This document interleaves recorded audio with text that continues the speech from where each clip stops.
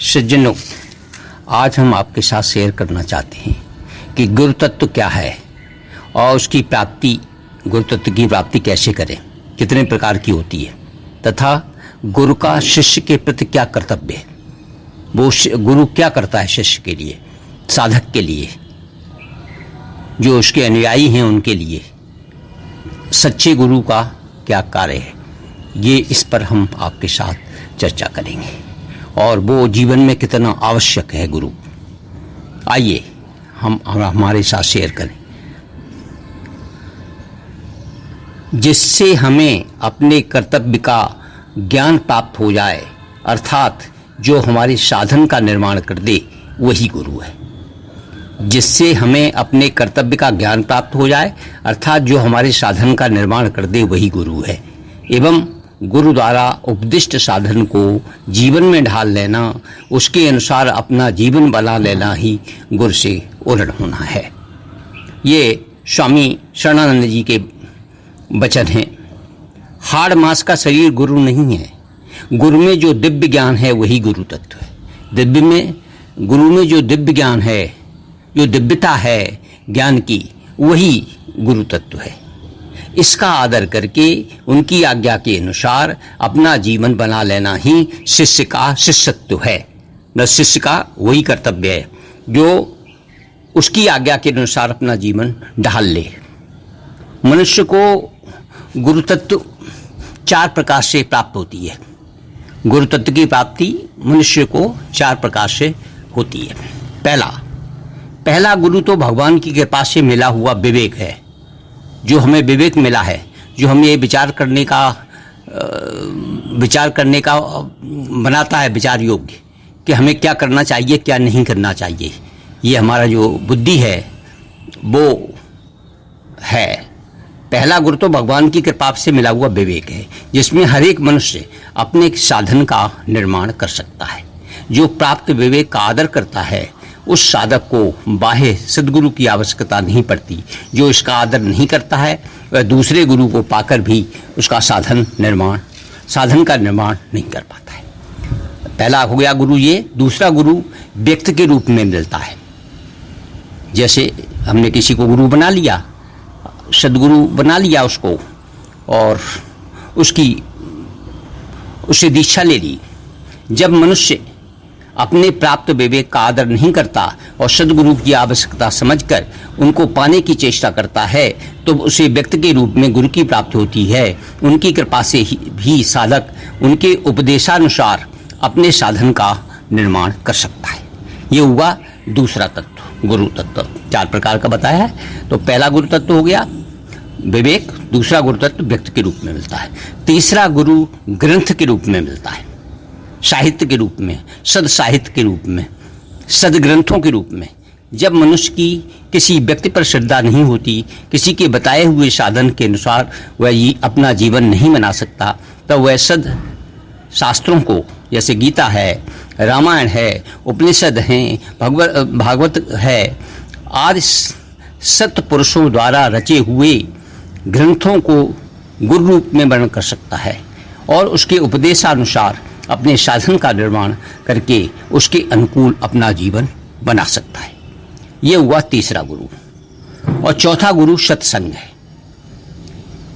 सत्संग, अच्छे लोगों का संग, अपने दोषों को सामने रखकर आपस में विचार विनिमय द्वारा उन पर विचार करके साधन का निर्माण करने का नाम ही सत्संग है। इस प्रकार साधन का निर्माण करके उसके अनुसार साधक अपना जीवन बना सकता है। तो पहला गुरु हुआ भगवान की कृपा से मिला हुआ विवेक। दूसरा गुरु हुआ व्यक्ति के रूप में मिला हुआ, वो हो गया। तीसरा गुरु ग्रंथ के रूप में मिला हुआ, और चौथा गुरु सत्संग। यानी 4 प्रकार की से गुरु तत्व की हमें प्राप्त होती है। 4 प्रकार के गुरु से हम ग्रहण कर सकते हैं। अच्छा विवेक, अच्छा सत्संग, अच्छा साहित्य, अच्छा ज्ञान। अतः यह सिद्ध हुआ कि साधन तत्व ही गुरु तत्व है, साध्य तत्व ही भगवान है। साध्य से ही भी साधन का महत्व अधिक है, जैसे धन से भी धन प्राप्त के साधन का महत्व अधिक है। जैसे धन से भी धन प्राप्त के साधन का महत्व अधिक है। इसी भाव को लेकर गुरु को भगवान से भी बड़ा कहा जाता है, क्योंकि वो मार्गदर्शक है। वो हमें मार्गदर्शन करता है, मार्ग दिखाता है, सच्चा मार्ग दिखाता है। गुरु के शरीर का सेवन करना भी शिष्य का काम है। गुरु के शरीर का सेवन करना भी शिष्य का काम है, गुरु की सेवा करना। परंतु गुरु की असली सेवा तो उनकी आज्ञा के अनुसार अपने जीवन को ढाल लेना ही है, बना लेना ही है, संभाल लेना ही है।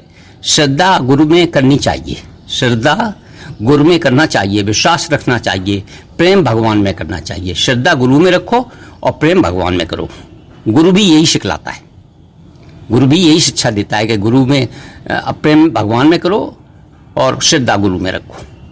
आजकल न तो पहले जैसे गुरु देखने में आते हैं, न वैसे शिष्य देखे जाते हैं। सबसे श्रेष्ठ गुरु तो वे होते हैं जो शिष्य में अपनी शक्ति का संचार करते हैं, जैसे रामकृष्ण परमहंस ने विवेकानंद में किया। एक घटना है कि साधक मुक्त की तीव्र इच्छा से गुरु की खोज में पहाड़ों पे, जंगलों पे घूमता रहा। एक जगह उसे एक महात्मा के दर्शन हुए, वहां जाकर वह बैठ गया। महात्मा ने पूछा, तुमको क्या चाहिए? शिष्य मतलब उससे पूछा मनुष्य से, तुम्हें क्या चाहिए? उसने कहा, मुक्ति, मुझे मुक्ति चाहिए। महात्मा ने पूछा, तुम्हें बंधनहीन क्या है? इस बात को सुनकर वह 24 घंटे वहीं बैठा रहा। उसे संतोष हो गया। गुरु का काम यही है, गुरु का काम यही है कि साधक जो साधन करता है उसको सजीव बना दे, उसमें जो त्रुटियां हैं उनको दूर कर दे और उसको उज्जवल भविष्य का रास्ता बना दे, उसे प्रकाशवान बनाने के लिए प्रयास करे, ईश्वर की प्राप्त कराने में उसका सहायक हो, उसके सत्कर्मों को, बुराइयों को दूर करने में सहायक हो, उसमें कोई संदेह हो, जो त्रुटियां आ रही हैं उसके साधना में उसको मिटा दे, कोई संदेह हो उसे मिटा दे। जीने की आशा, पाने की आशा, करने की आशा, भोगने की आशा, इन आशाओं से मनुष्य को ईश्वर से दूर कर दिया है। आजकल जो हमें तमाम प्रकार की इच्छाएं हैं, हमारी जीने की इच्छा है, पाने की इच्छा है, करने की इच्छा है, भोगने की इच्छा है, इन आशाओं ने, इन इच्छाओं ने मनुष्य को ईश्वर से दूर कर दिया है। वर्तमान में अपने प्रभु से मिलने की लालसा उत्पन्न नहीं होने दी है और संसार से सच्चा वैराग्य नहीं होने दिया है। लेकिन सच्चा गुरु इन कठिनाइयों को, इन चीज़ों को हमसे दूर करता है, हमें विवेक प्रदान करता है, हमें सच्चा ज्ञान प्राप्त करता है, हमें सच्चा सत्संग देता है, हमें सच्चा मार्ग दिखाता है और हमें एक मार्ग पथ प्रदर्शक के रूप में कराता है। तो वही सच्चा गुरु है, वही श्रद्धा करने योग्य है, वही भगवान को मिला सकता है। तो ये हमारा आपके साथ में ये प्रसंग हमने आपसे साथ शेयर किया। ओम श्री परमात्मने नमः। ओम श्री परमात्मने नमः। ओम नमो भगवते वासुदेवाय। यदि आपको हमारा ये वीडियो अच्छा लगे तो कृपया इसे लाइक करें, शेयर करें और सब्सक्राइब करें। धन्यवाद।